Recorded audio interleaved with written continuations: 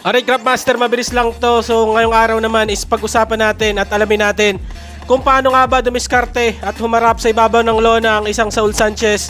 Dahil nga ito is mga kalaban na ni General Casimero ng Angas ng Pinas sa dadating na October 13. So itong laban na to is yung binasi ko yung galaw niya is yung kontra kay Jason Maloney, yung nakalaban ni Naoya Inoue na pinabagsak nga ni Naoya. So Saul Sanchez, more likely parang ang galawan niya is si Juan Manuel Marquez na kinalaban ni Mayweather at talagang pinagpaglang ni Mayweather. So brawler ito, no, brawler ito si Saul Sanchez. So paano ba pumorma ang Saul Sanchez? So typical na brawler, ang kanyang style is nakataas ang dalawang kamay. Ganyan. And malapit sa mukha niya. Ano? Halos nakadikit na yung dalawang kamay niya sa kanyang mukha. So talagang ang tawag natin is yung high guard, no, naka-high guard siya. Ganyan. So wala naman siyang ibang style, wala naman siyang ibang positioning ng kanyang mga kamay. At kanan, no, kanan ito si Saul Sanchez. So ganito lang ang forma niya. Ganyan. And pag susuntok yung kalaban, sinasalag lang niya. So, pwedeng salagin niya nito or sinasara niyang ganon.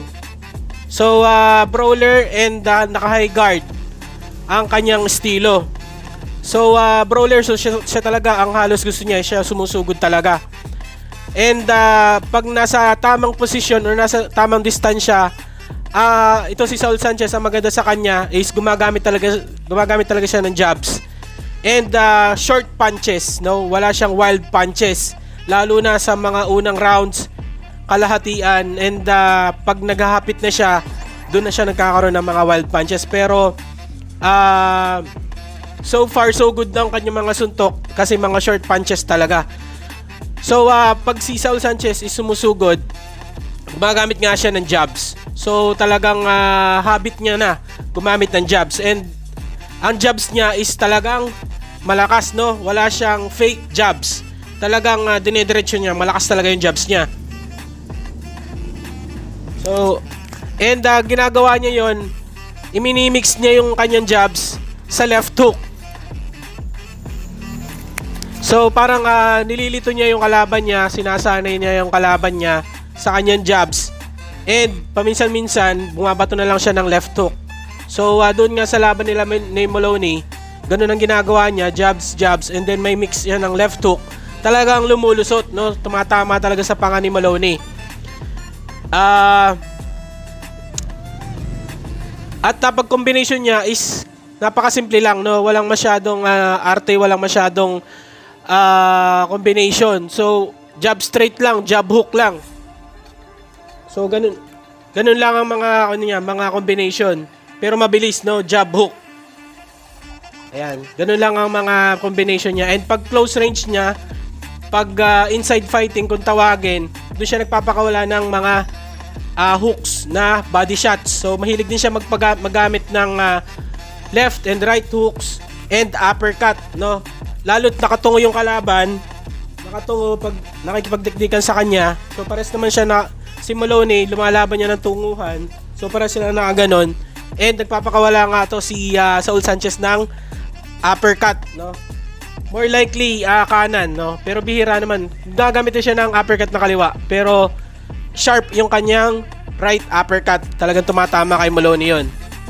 So mabilis lang to now. Ngayon pag-usapan natin yung kahinaan naman ni Saul Sanchez, no? Maliban sa mabagal siya, naka-high guard lagi, at yun nga, mahina ang depensa niya. So wala talaga siyang depensa.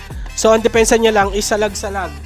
And bihira naman siya umilag. So salag-salag lang siya, and sinasabayan niya yung suntok ng kalaban. So prone nga ito sa counter punch itong si Saul Sanchez. Lalong-lalo na pag nasa dulo na ng round, medyo pagod na siya. So nawawala na yung kanyang forma na nakaganto. So talagang bato na lang siya ng bato. Ganon. And ang pinaka weakness talaga ni Saul Sanchez is pag siya na ang pinapaatras, pag siya na ang pinipressure. So doon nga sa laban nila ni Maloney, si Maloney naman is hindi naman ganun ka-muscular, hindi naman ganun kalaki, nagagawa pa ni Saul Sanchez na itulak palayo. Pero may mga rounds doon talaga na talagang dinikdik, pinressure talaga ni Maloney hanggang umabot itong si Sanchez doon sa behind the ropes at doon talaga siya nanguli. At talagang nabubugbog talaga siya. And ang kanyang guard lang pag nasa ropes is naka-high guard lang ganon. And hindi niya maiwasan gumamit ng bumawi ng suntok. So isa-set up lang, sigurado tatama talaga ang mga haymaker dyan kay Sanchez pag nasa behind the ropes na siya or atrasado na siya. Okay? So yun lang naman yung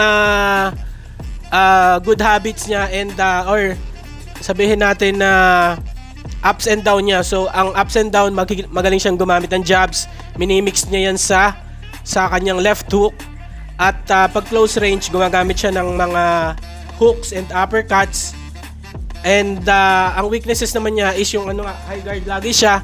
So pag high guard, pag mabilis ang kalaban, talagang may iwanan siya. So combination and then out, hindi na siya makakabawi. At sa kanyang depensa, wala talaga siyang depensa.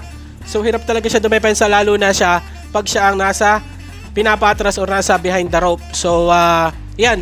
Ayun lang naman yung mga napansin ko kay Saul Sanchez versus kay Jason Maloney.